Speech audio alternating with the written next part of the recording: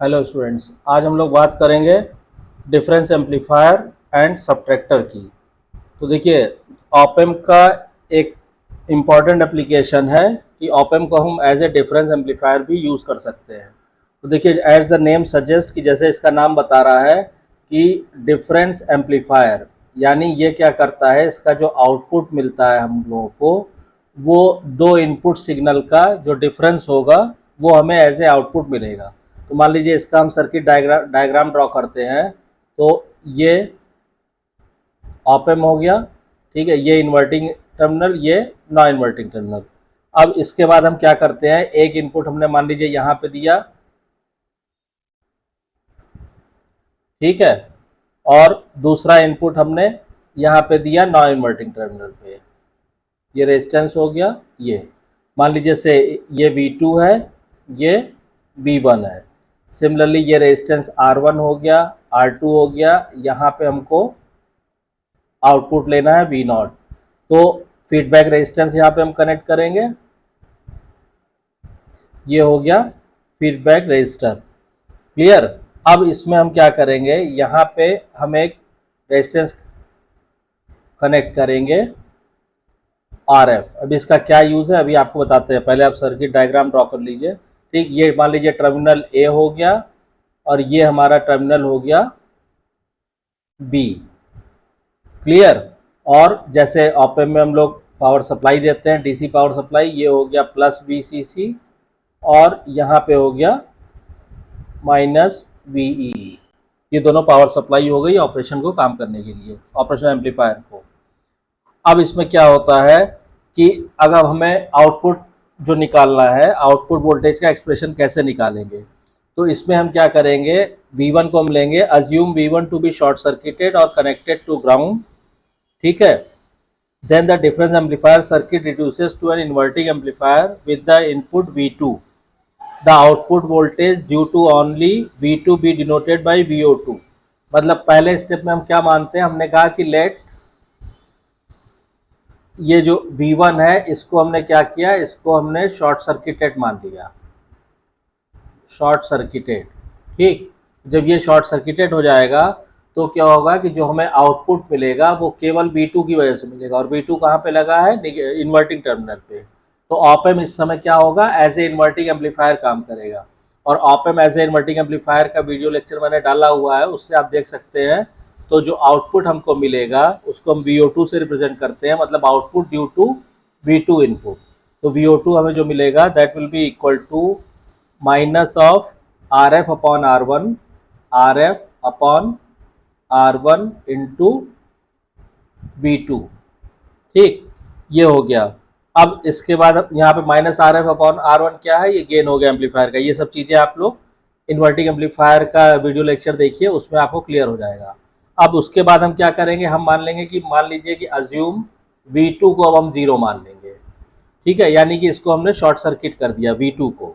ठीक है, तो क्या होगा, तो फिर V1 की वजह से जो हमें आउटपुट मिलेगा तो ये as a non inverting amplifier की तरह काम करेगा। तो as a non inverting amplifier की तरह जो हमको आउटपुट मिलेगा वो नॉन इन्वर्टिंग एम्पलीफायर का आप लेक्चर देखिए, उसमें जो आउटपुट की एक्सप्रेशन आ रही है वो हमें पता चल जाएगी। ठीक है, तो VO1 हो जाएगा हमारा सीधा सीधा 1 plus RF upon R1 into VA। ठीक है, VA वोल्टेज पे। और VA वोल्टेज क्या हो जाएगा, इसको आप लिख सकते हैं 1 प्लस RF अपॉन R1। और VA को आप देखिए, ये V1 वोल्टेज किस में डिवाइड हो रहा है, R2 में और RF में।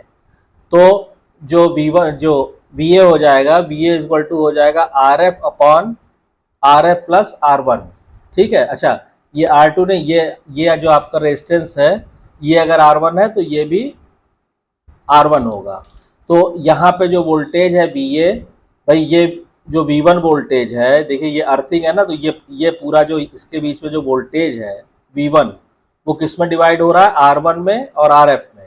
तो यहाँ पे VA बराबर क्या हो जाएगा, VA बराबर हो जाएगा RF upon R1, RF upon R1 plus RF into V1। ठीक है, तो इसको आप सिंप्लीफाई करेंगे इसको सिंप्लीफाई करके आप सॉल्व करेंगे तो सीधा सीधा आ जाएगा RF upon R1 into V1। तो एक VO2 ये आ गया, VO1 ये आ गया। अब इन दोनों को जब आप कंबाइन करेंगे तो जो फाइनल आउटपुट आएगा that will be equal to VO1 plus VO2। इसको आप ऐड कर दीजिए तो ये हो गया माइनस का RF upon R1 into V2 plus RF upon R1 into V1। ठीक है, या आप इसको ले सकते हैं V0 बराबर हमारा आ जाएगा V1 minus V2 into RF upon R1। तो इसमें देखिए सिंपली आपको क्या दिख रहा है, आपको ये दिख रहा है कि जो आउटपुट वोल्टेज है V0 is proportional to difference of two input voltage. ठीक है, और इसीलिए इसको ये जो गेन ये जो आता है एक्सप्रेशन आउटपुट का, ये कहलाता है output expression for difference amplifier. और अगर आप गेन निकालेंगे तो यहाँ पे RF अपॉन R1 जो आएगा वो कहलाएगा gain of difference amplifier. Clear? तो आई होप कि आपको क्लियर हो गया होगा कि ऑप एम्प को कैसे हम as a difference amplifier use कर सकते हैं। अब इसके बाद बात आती है सबट्रैक्टर की। तो देखिए डिफरेंस एम्पलीफायर के ही सर्किट में, इसी सर्किट में अगर हम कुछ चेंजेस कर दें, जैसे कि हम क्या करें कि जो R1 है, अगर इसमें हम से इफ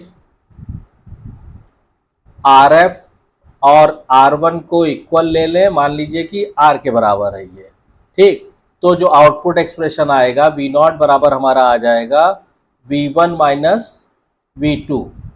ठीक, और इसमें सीधा सीधा ये क्या हो गया, एज ए सबट्रैक्टर काम कर रहा है, एज ए सबट्रैक्टर। ठीक, तो यू कैन से कि difference amplifier gets transform into a subtractor if we take RF equal to R1 equal to R।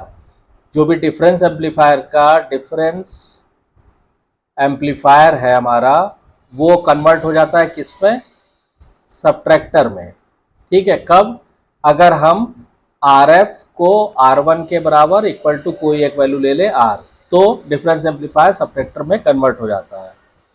ठीक है, अब इसमें मान लीजिए हम अगर इसका डायग्राम ड्रॉ करना चाहे तो सेम डायग्राम आप ड्रॉ कर दीजिएगा, बस वैल्यू आप सेम लेंगे। जैसे सपोज कीजिए ये हमारा क्या हो गया, ऑप एम्प या output, inverting input, non inverting input, जैसे हम लोगों ने अभी कनेक्ट किया था, एक रेजिस्टेंस ये हो गया, ठीक, यहाँ पे कनेक्ट किया, ये हो गया, यहाँ से हमने RF लिया, ये हो गया, और यहाँ से हम क्या करेंगे कि ये जो इन्वर्टिंग टर्मिनल है, ठीक है, चाहे तो इसको आप डायरेक्ट कनेक्ट कर दीजिए, चाहे तो आप दूसरे तरीके से आप ऐसे भी कनेक्ट कर सकते हैं। मान लीजिए ये ब्रांच हटा दीजिए यहाँ से, ठीक, दूसरे तरीके से आप इस तरह भी कनेक्ट कर सकते हैं कि यहाँ से पहले आप एक फीडबैक रजिस्टर कनेक्ट कीजिए। सपोज कीजिए ये आपने फीडबैक रजिस्टर कनेक्ट किया और उसके बाद आप यहाँ पे आपने दूसरा इनपुट दिया, तो ये हो गया प्लस का V1, ये हो गया प्लस का V2। ठीक, ये इन्वर्टिंग टर्मिनल, ये नॉन इन्वर्टिंग, ये आपका ऑप एम्प का सिंबल है, ये आप इसको लिख सकते हैं ऑप एम्प। यहाँ पे हमको V0 मिलेगा। ठीक है, अब इसमें मेन जो चीज़ है, ये मान लीजिए टर्मिनल A हो गया हमारा और ये टर्मिनल B हो गया। ठीक, अब यहाँ पे जो रेजिस्टेंस रख रहे हैं हमको, जैसे R1 हमने लिखा था अभी डिफरेंस एम्पलीफायर के सर्किट में, तो इसकी वैल्यू भी R रहेगी, इसकी भी R रहेगी, और जो फीडबैक रजिस्टर है वो भी R रहेगा। तो जब सर्किट डायग्राम आप इस तरह ड्रॉ करेंगे, और जैसे पावर सप्लाई आप देते हैं, DC power supply op amp की, ये प्लस VCC हो गया और ये माइनस VE हो गया, ये आपका सर्किट डायग्राम हो गया। सबट्रैक्टर, आप इसको लिख सकते हैं subtractor using op amp.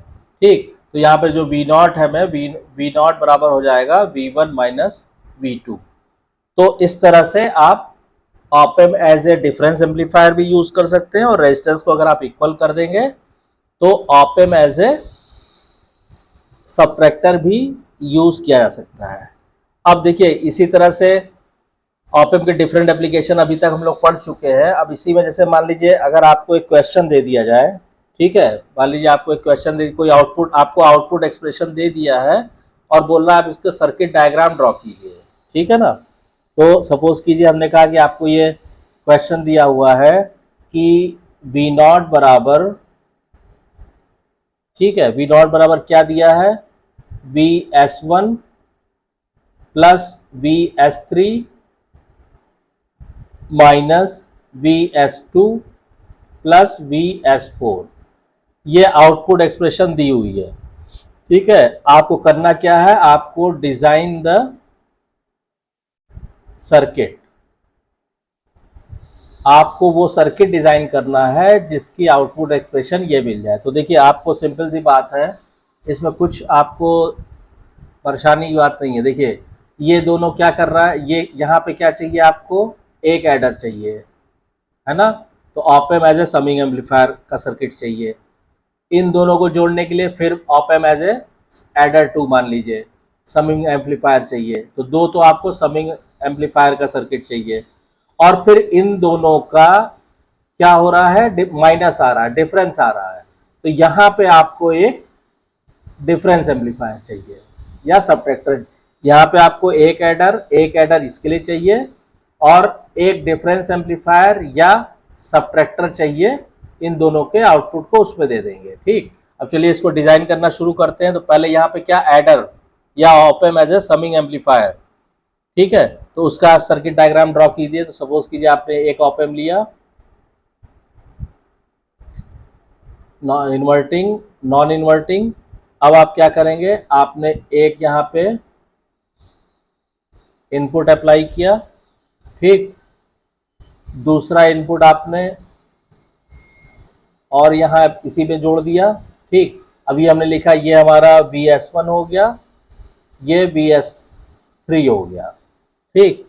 Feedback register जैसे कनेक्ट होता है समिंग एम्पलीफायर में, उसको कनेक्ट कर दीजिए, ये R हो गया, ठीक है। सप्लाई ऑप एम्प की जैसे आप लगाते हैं वैसे लगा दीजिएगा VCC। और ये ऑप एम्प की सप्लाई के ऊपर भी एक सेपरेट वीडियो ऑलरेडी डाली जा चुकी है उस पर, चैनल पे, आप उसको देख सकते हैं। ये हमने ग्राउंडिंग। तो देखिए अब इसका जो आउटपुट आएगा, इसका जो आउटपुट हमको यहाँ पे मिलेगा वो क्या मिलेगा, VS1 प्लस VS3। और चूंकि हम इन्वर्टिंग एम्पलीफायर यूज कर रहे हैं इस वजह से क्या होगा कि हमको यहाँ पे माइनस साइन मिलेगा। ये आ गया। अब इसके बाद क्या करेंगे, सेम सर्किटरी डायग्राम हम VS2 और VS4 के लिए करेंगे, ठीक। तो अब इसमें क्या होगा, मान लीजिए ये ऑप एम्प हमने ले लिया, ये इन्वर्टिंग, ये नॉन इन्वर्टिंग टर्मिनल, ठीक। अब क्या करेंगे कि फिर आप वैसे ही कीजिए, इन्वर्टिंग टर्मिनल पे आपने एक सिग्नल दिया, ये आ गया, क्लियर। फिर दूसरा सिग्नल आपने यहाँ से दिया, सपोज कीजिए ये कनेक्ट हो गया, और यहाँ ये आउटपुट हुआ इसका, यहाँ से आपने एक फीडबैक दे दिया इसमें, क्लियर। अब ये क्या हो गया, ये हो गया आपका VS2 और VS4, ठीक है। ये जैसे R रहता है, R सारे ये रेजिस्टेंस की वैल्यू आप R, ये हो गया। और जो नॉन इन्वर्टिंग टर्मिनल है, चूंकि हम इन्वर्टिंग समिंग एम्पलीफायर यूज कर रहे हैं, इन्वर्टिंग एडर यूज कर रहे हैं, ये हमने ग्राउंड कर दिया। अब इसका जो यहाँ हमको आउटपुट मिलेगा वो मिलेगा माइनस का VS2 प्लस VS4, ये हो गया। और ये आप ध्यान रखिए दोनों हमने क्या यूज किए, इन्वर्टिंग समिंग एम्पलीफायर। अब इन दोनों का क्या चाहिए हमको, यहाँ पे एक सबट्रैक्टर का सर्किट चाहिए होगा। तो अब हम क्या करेंगे, मान लीजिए अभी जैसे सबट्रैक्टर अभी हम जस्ट इसी लेक्चर में पढ़े हैं, ये हमने ऑप एम्प लगाया, ये माइनस, ये प्लस। अब ये जो एज एक इनपुट तो ये हो गया सबट्रैक्टर का, ये गया, ठीक। दूसरा इनपुट सबट्रैक्टर का ये आ गया, ये गया, ठीक। यहाँ पे जैसे आप फीडबैक रजिस्टर देते हैं, ये दे दीजिए। ठीक, ये हो गया। एक फीडबैक रजिस्टर आपका यहाँ कनेक्ट हो गया आर, और सारे रजिस्टर इक्वल रहेंगे आर आर। ठीक है, और पावर सप्लाई जैसे आप ऑपएम्प में देते हैं वह प्लस VCC और माइनस VEE, ये दे दिया आपने। तो यहाँ पे V0 बराबर क्या हो जाएगा, V0 बराबर आ जाएगा आपका VS1 plus VS3 minus VS2 plus VS4। तो इस तरह से आप इस आउटपुट एक्सप्रेशन वाले सर्किट को डिज़ाइन कर सकते हैं, जहाँ पे 2 इन्वर्टिंग समिंग एम्पलीफायर हमने यूज़ किया है और एक हमने यूज़ किया है सबट्रैक्टर। ठीक, तो आई होप कि आपको ये क्लियर हो गया होगा। मैंने इसीलिए एक एग्जाम्पल लेके भी आपको बता दिया। आपको वीडियो कंटेंट पसंद आया होगा। अगर वीडियो कंटेंट पसंद आ रहा है तो वीडियो को शेयर कीजिए, लाइक कीजिए, चैनल को सब्सक्राइब कीजिए और नोटिफिकेशन बेल को ऑन कर दीजिए, ताकि जब भी कोई नई वीडियो चैनल पे अवेलेबल हो आपको उसको तुरंत उसकी नोटिफिकेशन आपको मिल जाए। Thank you.